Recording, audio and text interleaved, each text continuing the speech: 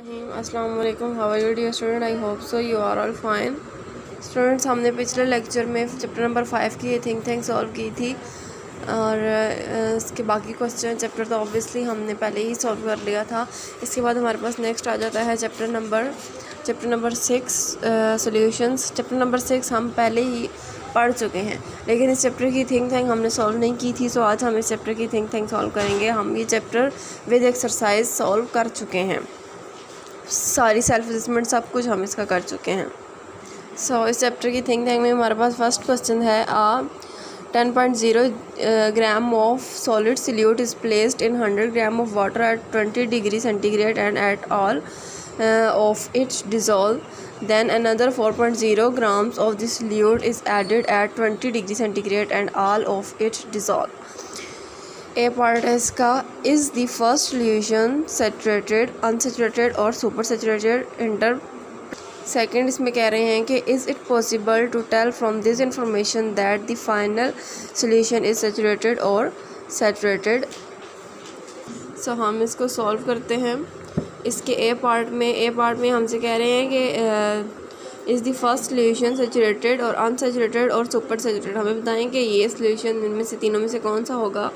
सो इन तीनों में से हमारे पास जो आंसर है वो आ रहा है कि ये हमारे पास सैचुरेटेड है, सॉरी अनसैचुरेटेड है।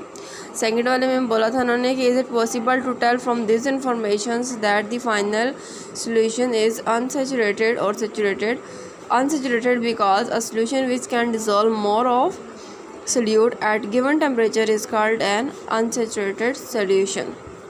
सेकंड क्वेश्चन हमें दिया हुआ है what would you do to change a saturated solution to unsaturated. क्या आप सैचुरेटेड को अनसैचुरेटेड में चेंज कर सकते हैं या अनसैचुरेटेड को सैचुरेटेड में चेंज कर सकते हैं।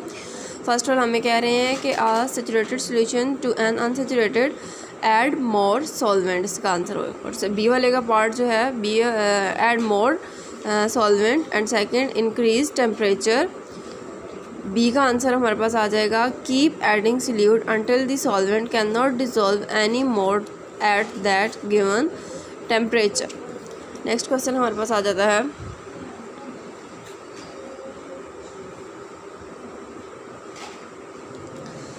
नेक्स्ट क्वेश्चन है हमारे पास knowing the molarity of a solution is more meaningful than knowledge whether a solution is dilute or concentrated. Explain.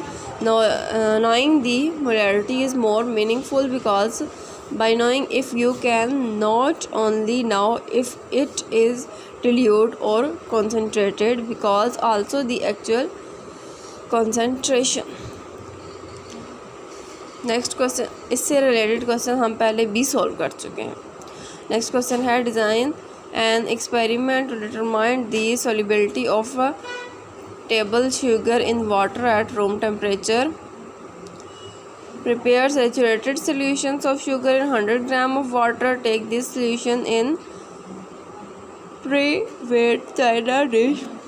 Place china dish on the burner and heat it slowly till water evaporates completely. Cool china dish and weight it. Calculate the mass of sugar present. It solubility of sugar in 100 gram of water at room temperature is 204 gram. उसके बाद इन्होंने हमें ये table बना के बताया है कि अगर टेम्परेचर इतना होगा तो हमारे पास NaCl जो सोडियम क्लोराइड है वो कितना होगा और हमारे पास शुगर जो है वो कितनी हो जाएगी। नेक्स्ट क्वेश्चन में हमें कह रहे हैं कि design an experiment to prepare 10% mass by volume solute of CuSO4 5H2O 10% MV concentration. If we dissolve 10 g CuSO4 5H2O is sufficient water to make 100 centimeter cube solution. The resulting solutions will be 10% MV.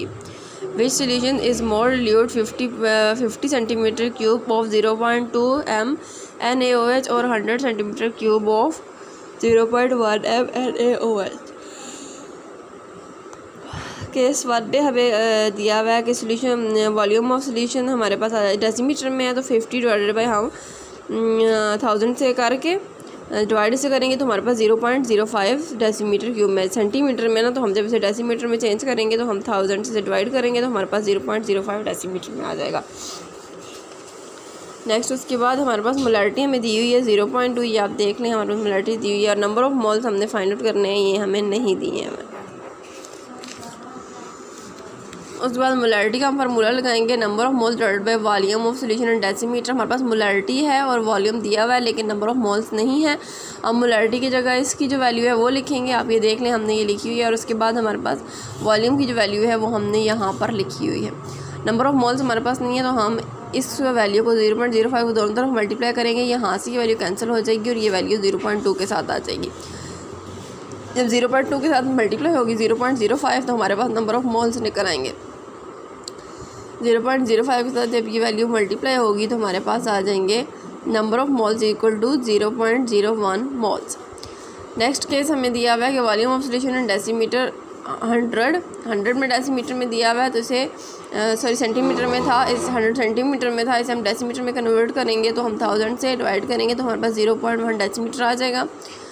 Again हमें molarity 0.1 दी हुई थी, number of moles नहीं दी हुई, उसी तरीके से हम molarity का फार्मूला लगाएंगे और मोलैरिटी की जगह उसकी वैल्यू पुट करेंगे और volumes of solution in decimetre जो दिया हुआ है उसकी वैल्यू पुट करेंगे। नंबर ऑफ मोल्स हमारे पास नहीं है, इन दोनों को आपस में मल्टीप्लाई करेंगे तो हमारे पास नंबर ऑफ मोल्स आ जाएंगे। आई होप सो कि आपको समझ आ गया होगा। सेकंड क्वेश्चन में हमें देखें बताया हुआ है, 7th में, which solution is more concentrated 100 centimetre of 0.1 m HCl और 100 centimetre cube of 0.1 m NaOH। इसमें भी हमें दिया हुआ है ये 100 जो सेंटीमीटर में क्यूब में दिया हुआ है और 0.01 m में दिया हुआ है, m में जो दिया हुआ है that is molarity. Molarity is equal to mass of solute divided by molar mass multiply 1000 divided by volume of solute in centimetre cube. ये हम प्रॉपर फार्मूला लगा देंगे तो हमें, जब ये वाला हम फार्मूला लगाएंगे तो हमें ये जो वॉल्यूम इन्होंने दिया हुआ है सेंटीमीटर में से डेसीमीटर में कन्वर्ट करने की ज़रूरत नहीं पड़ेगी। 0.01 हमें ये मोलैरिटी दी हुई है इन्होंने। Mass of HCl, mass of solute, मतलब ये जो HCl है इसका मास हम निकालेंगे, multiply 1000 divided by volume of solute in centimetre cube 1000, 36.5 and a mass of this, mass निकालेंगे 0.01 मल्टीप्लाई 3.6 हो जाएगा, ये जब यहाँ आएगा मल्टीप्लाई हो जाएगा, डिवाइडेड बाय हो जाएगा 10th में मास ऑफ HCl साइड पे हो गई। कैसे साइड पे हुआ, ये वाला हमने दोनों तरफ मल्टीप्लाई किया, यहाँ से ये वैल्यू कैंसिल हुई और ये वैल्यू यहाँ मल्टीप्लाई हो गई। यहाँ जब ये वैल्यू मल्टीप्लाई हुई तो यहाँ सिर्फ ये वैल्यू, यहाँ से ये वैल्यू फिर ख़त्म हो गई, यहाँ रह गया मास ऑफ HCl मल्टीप्लाई 10। फिर इस 10 को ख़त्म करने के लिए दोनों तरफ डिवाइड किया, जब दोनों तरफ डिवाइड किया तो हमारे पास यहाँ आ गया 0.1 मल्टीप्लाई 3.6 डिवाइड बाय 10। जब इन पूरे को हमने सॉल्व किया तो हमारे पास मास HCl का निकल आया 0.365 ग्राम। ठीक है, इस तरह उन्होंने इसे केस 2 में भी सॉल्व किया हुआ। नीचे हमें क्या कह रहे हैं कि since mass of NaOH is greater than the mass of HCl in 10 centimetre cube of solute, therefore 0.1 m NaOH solute is more concentrated. So dear student, यहाँ तक हमने क्वेश्चन नंबर 7 सॉल्व कर लिया। आई होप सो आपको समझ आ गए होंगे, आपने अच्छे तरीके से अपनी नीट कॉपीज पर करने हैं। ये 6 का चैप्टर की थिंक टैंक है। हमने इससे पहले इस चैप्टर की एक्सरसाइज और जो भी क्वेश्चन वगैरह इससे रिलेटेड जो कुछ था हमने क्लास में सॉल्व किए थे, लेकिन इसकी थिंक टैंक हमने सॉल्व नहीं की थी, सो इस वजह से हम इसकी थिंक टैंक आज सॉल्व कर रहे हैं। आई होप सो कि आपको समझ आ गई होगी। So best of luck dear student, अल्लाह हाफ़िज़।